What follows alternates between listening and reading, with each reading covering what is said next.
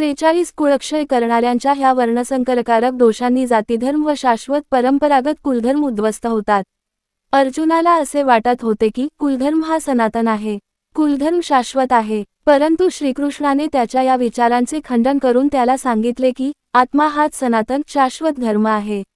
वास्तविक या सनातन धर्माचे ज्ञान होण्यापूर्वी मनुष्य धर्माच्या नावावर एखाद्या रूढीला धर्म समजतो। अर्जुनाला यामुळेच कुलधर्मच हा सनातन धर्म वाटला, परंतु कुलधर्म म्हणजे श्रीकृष्णाच्या मते एक रूढी आहे। 44 हे जनार्दना, ज्या लोकांचे कुलधर्म नष्ट झाले आहेत त्यांना नरकवास प्राप्त होतो असे ऐकले आहे। त्यांचा केवळ कुलधर्मच नष्ट होत नाही तर शाश्वत सनातन धर्म नष्ट होत असतो।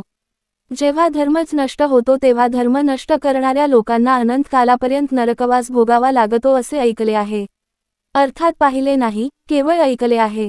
45 अहो, आम्ही बुद्धिमान असूनही केवढे महत्पाप करण्यास उद्युक्त झालो आहोत। राज्याच्या व सुखाच्या लोभाने आम्ही स्वजनांना मारण्यास सिद्ध झालो आहोत। येथे अर्जुन स्वतःला बुद्धिमान, ज्ञानी समजत आहे। प्रथम प्रत्येक साधक स्वतःला असे ज्ञानीच समजत असतो। महात्मा बुद्ध म्हणतात, जेव्हा मनुष्याचे ज्ञान अधुरे, अर्धवट असते, तेव्हा तो स्वतःला महान ज्ञानी समजत असतो। परंतु जेव्हा तो खरे ज्ञान प्राप्त करू लागतो तेव्हा तो स्वतःला महामूर्ख समजू लागतो। याप्रमाणे येथे अर्जुन स्वतःला ज्ञानी समजत आहे, म्हणून तो प्रत्यक्ष भगवान श्रीकृष्णाला समजावत आहे की आम्ही जे पाप करावयास निघालो आहे त्याने कोणतेही कल्याण साधणार नाही। आम्ही राज्याच्या व सुखाच्या लोभाने कुलनाश करावयास तयार झालो आहोत। आम्ही खरोखर फार मोठी चूक करीत आहोत, आणि हे श्रीकृष्णा, तूही आमच्याबरोबर मोठी चूक करीत आहेस।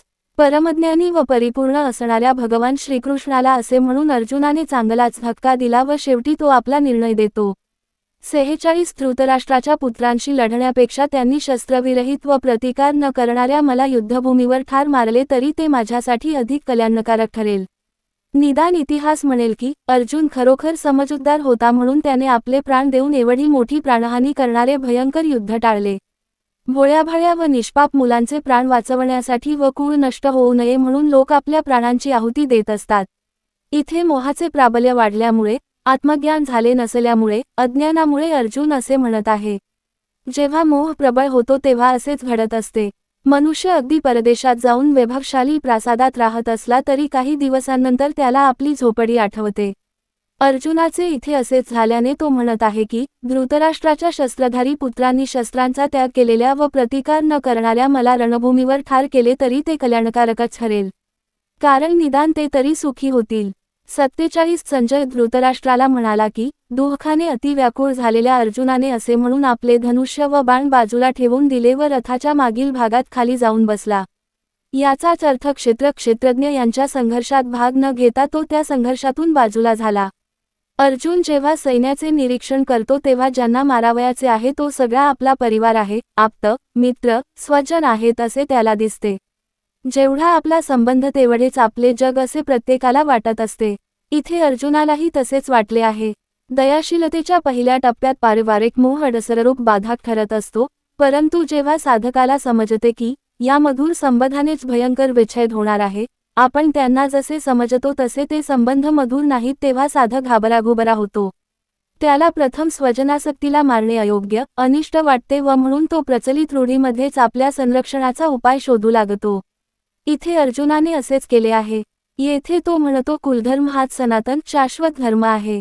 या युद्धामुळे हा सनातन धर्म नष्ट होईल, कुळातील स्त्रियांचे अधपतन होईल, त्यातून वर्णसंकर होईल व त्यामुळे संपूर्ण कुळात व कुलक्षयी लोकांना अनंतकालपर्यंत नरकवास भोगावा लागेल।